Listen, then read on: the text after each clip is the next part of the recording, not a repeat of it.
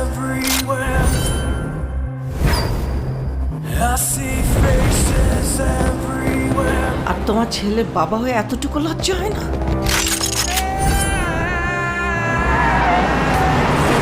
উনি একজন drug addicted. উনি একজন রেপিস্ট।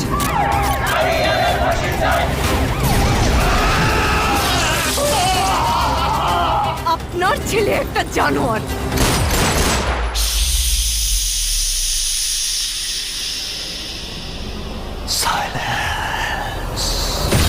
ওর এখনই এই অবস্থা, ওর ফিউচার কি? আমি আমার ফিউচার নিয়ে ভাবি না, অতীত নিয়েও ভাবি না।